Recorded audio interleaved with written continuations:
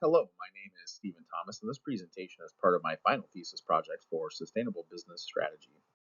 Today we are focusing on Waste Management Inc., formerly known as Waste Management, the largest provider of recycling trash pickup services in North America. Waste Management mission is simple but powerful: to maximize resource value while minimizing environmental impact. Founded in 1968, they now employ over 60,000 people, serving 20 million customers and generating over $22 billion in revenue in 2024. I chose Waste Management partially because of their aggressive sustainability investments, leadership in waste sector innovation, and their central role in transitioning the U.S. towards a circular economy. I also chose them because I'm working a research project based around advanced recycling with a system called pyrolysis, and I really wanted to do a deeper dive into how our trash is collected and what we do with our recycling in the United States. Key sustainability challenges include automation and layoffs. They plan to cut 5,000 jobs by 2025 due to AI and automation increases. This has an impact on employees and community economies.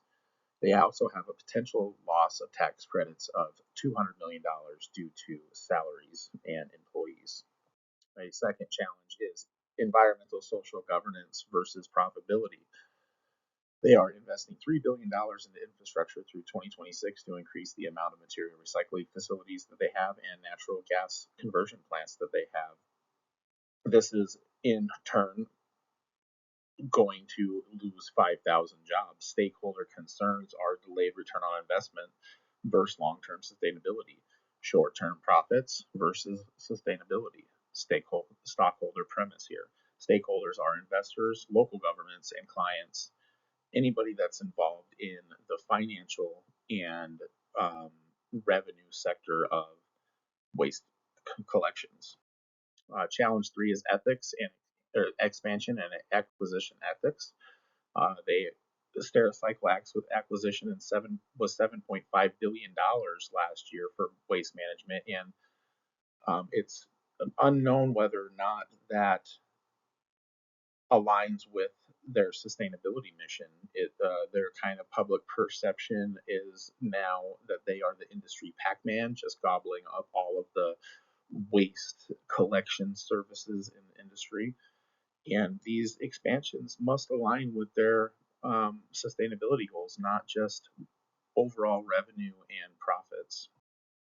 Stakeholders affected are investors, employees, communities, customers, anybody concerned about ROI, employees concerned about layoffs, communities concerned about job loss and revenues brought in through the community through those jobs. Customers are expect ethical and sustainable business practices and are beginning to wonder if all of the practices of waste management are ethical. Strategic recommendations include worker retraining.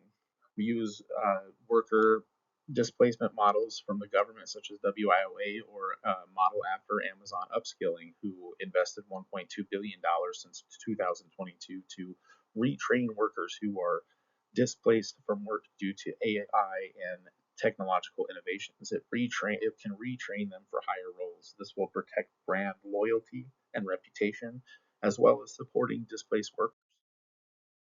The second recommendation is to expand stable stream recycling, invest in more AI and innovation sorting machines to be able to sort some of these recyclables out of the garbage, and educate the public more, invest in more public education on what kind of items can be recycled.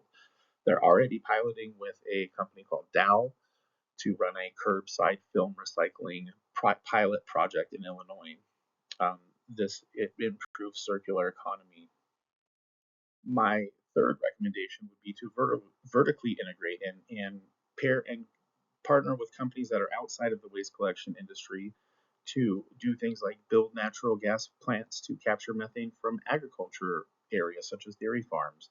These joint RNG facilities can reduce industry greenhouse gases and help more companies achieve their goals of being carbon-free emissions.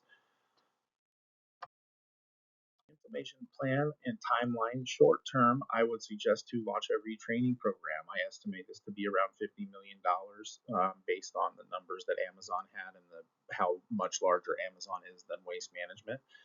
Um, this could help many workers be retrained into positions back within Waste Management, at higher skilled levels that could actually work and run these new programs in AI and automation investments that they are making. Medium term would be to design the next infrastructure upgrade. They need to invest in more AI and more advanced innovative sorting machines and more programs and education to let people know that they can recycle these things. This is going to be a huge infrastructure upgrade, and medium term, within the next 1 to 3 years, I think that they need to have a new plan and have it implemented. This would help reduce emissions, scope 1 and scope 2 emissions. It would help increase tonnage diverted from landfills, etc. Long term, to achieve net zero emissions, it must track KPIs like emissions and reductions, and build more. It needs to vertically integrate and build more LPG plants in different industries to allow for the capture of more natural gas to run its fleets and get to its target of being net zero emissions by 2030. Key metrics could be greenhouse gas emissions reductions percentage. They already have a target of 41% reduction by 2031.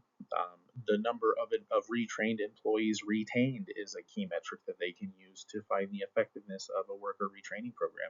Tons of recyclables diverted via material recycling facilities is a key metric to use to see how much more effective the new MRFs are than prior to having them.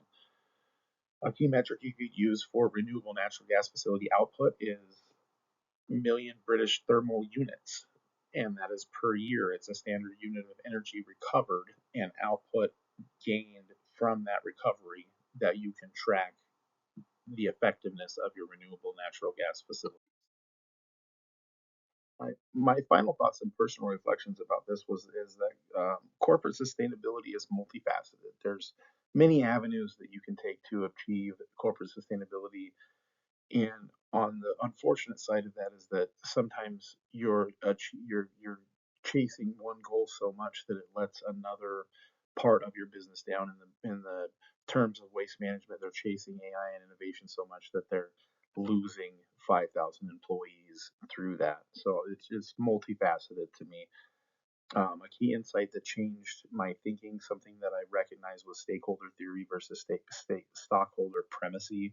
And I really think I fall in line more with stakeholder theory because I don't feel like a corporation should just chase profits. I feel like through sustainability, profits come, brand reputation is built, more people are willing to utilize your services because you're sustainable, and in the long term goals of sustainability, profitability comes out of that.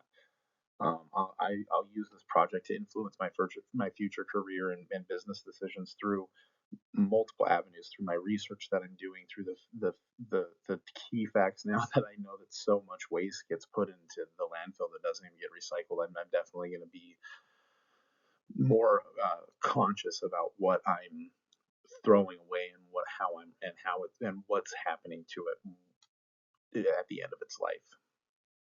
Thank you, and I hope you guys all have a wonderful rest of your semester.